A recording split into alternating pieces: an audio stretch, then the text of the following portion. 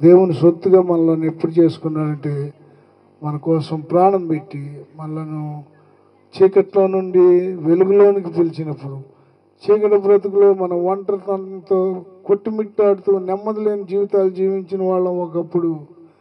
అలాంటి జీవితంలో నుంచి దేవుడు తన వాక్యం అనేటువంటి వెలుగును ప్రకాశింపచేసి ఆయన యొక్క వెలుగులోనికి నడిపించి చీకటికి వెలుగుకున్నటువంటి తేడాన్ని గమనించినట్లుగా ఆ యొక్క శ్రమలను దూరపరిచాడు. సంతోషాన్ని, సమాధానాన్ని ప్రభువైన యేసు ఇచ్చాడు. హల్లెలూయా.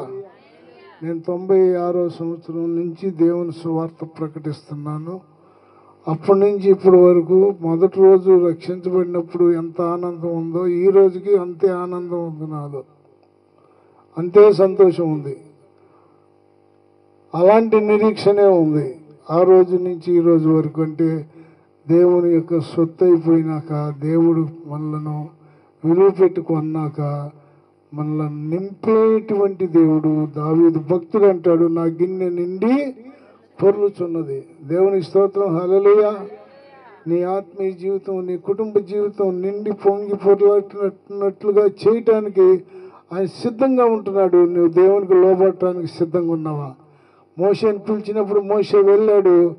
నిన్ను దేవుని సన్నిధికి రమ్మన్నప్పుడు, దేవుడు పిలుస్తున్నప్పుడు, దేవుని మాట వినమని సేవకుల ద్వారా హెచ్చరిస్తున్నప్పుడు ఆ మాటను మనం లక్ష్య పెట్టాలి, ఆ మాటను మనం లోబడాలి. విధేయత చూపించినప్పుడు దేవుడు గొప్ప కార్యాలు చేస్తాడు. ఈ రోజున అనేక మంది మా పరిస్థితి ఇంతే, మారలేకపోతున్నాం, మాలో కుటుంబంలో మార్పు లేదని బాధపడుతూ, దిగులు పడుతూ, ఏడుస్తూ, కుమిలిపోతూ ఉంటారు. కానీ దేవుని యొద్దకు రావట్లేదు.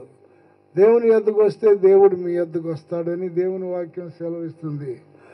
ఏమండి, యాకోబు రాసిన పత్రికలో అంటాడు, దేవుని యొద్దకు రండి, అప్పుడు ఆయన మీ యొద్దకు వచ్చును. దేవునికి లోబడి అపవాదిని ఎదిరించండి, అప్పుడు వాడు మీ యొద్ద నుండి పారిపోవును అంటున్నాడు. దేవునికి లోబడితే అపవాదికి స్థానం ఉండదు. దేవుని యొద్దకు వస్తే దేవుడు మన యొద్దకి వచ్చేటువంటి దేవుడుగా ఉంటున్నాడు. ప్రభునందు ప్రియులారా, ఈ రాత్రి దేవుని సన్నిధిలో నీవు ఎటువంటి ఆలోచనలతో ఉన్నా సరే, దేవుడు నిన్ను విడిచిపెట్టే దేవుడుగా లేడు. నిన్ను విడవను, ఎడబాయనని సెలవిచ్చిన దేవుడుగా మనకు తోడుగా ఉన్నాడు ఆయన. ఇక్కడ మోషేతో దేవుడు చెప్పినప్పుడు, నేను నీకు తోడై ఉన్నాను, నిశ్చయముగా నేను నీకు తోడై ఉన్నాను. 12వ వచనంలో, నేను నిన్ను పంపితున్నట్టుకు ఇది నీకు సూచన అంటున్నాడు. దేవుడు సూచక్రియలు చేసేటువంటి దేవుడు. దేవుని సేవకుడని ఎలా తెలుసుద్ది అంటే, దేవుడు కార్యాలు చేసి నిరూపణ చేస్తాడు. అలా చాలామంది జీవితాల్లో దేవుడు గొప్ప కార్యాలు చేశాడు. ఏలియా ఒక సాధారణమైన ప్రవక్త జనాల దృష్టిలో.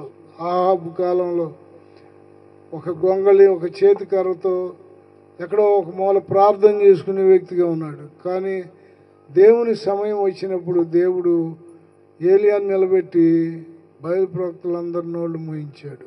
హల్లెలూయా. దేవుడు తన అగ్నిని పంపి బలిపీఠం మీద ఉన్నదంతా దహించి వేసినట్టుగా చేశాడు. ఎలీషాని దేవుడు వాడుకున్నాడు. ఈ రాత్రి నీ కుటుంబంలో నిన్ను దేవుడు పిలుస్తున్నప్పుడు నీ పట్ల దేవుడికి ఒక ప్రణాళిక ఉందని, దేవుడికి ఒక చిత్తం ఉందని నీవు గ్రహించాలి. ఆ గ్రహింపు కలిగినప్పుడు దేవుడు గొప్ప కార్యాలు చేస్తాడు. చేయమని మనం అడగపోయినా చేస్తాడు. ఏమండి, దేవుని యొక్క పరిచర్యలో కూడా దేవుని సేవకులు నిలబడినప్పుడు, ప్రార్థించినప్పుడు, వారు మీ కొరకు దేవుడి పక్షంలో ప్రార్థన చేస్తున్నప్పుడు ఆ ప్రార్థన దేవుడు ఆలకించి అద్భుతాలు చేసేటువంటి దేవుడుగా ఉంటాడు. ఎంతో చక్కటి ఆరాధన చేసినారు, పాటలు చక్కగా పాడారు. అది టెంపరీగా ఉండకూడదు, ఎల్లప్పుడూ మీ హృదయాల్లో మండుచున్నట్టుగా ఉండాలి. ప్రార్థన చేస్తున్నట్టుగానే ఉన్నట్టుగా కాకుండా ప్రార్థనలో శక్తిని పొందుకున్న ప్రార్థన చేయాలి. ప్రార్థనా శక్తితో నింపబడినటువంటి వారికి ఉండాలి. దేవుని ఆత్మ నడిపింపును మనం పొందుకోవాలి.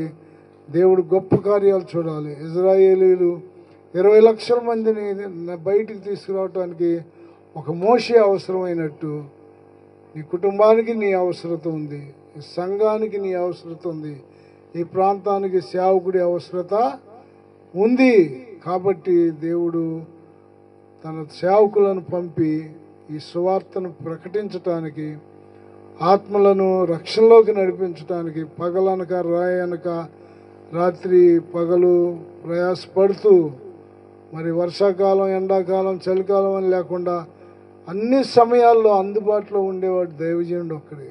హల్లెలూయా. ఆ దేవుని సేవకుడి యొక్క మాటను విలువ పెట్టినప్పుడు దేవుడు నిన్ను కూడా విలువైన వాడిగా చూస్తాడు. దేవుడి మాటలు దీవించును గాక.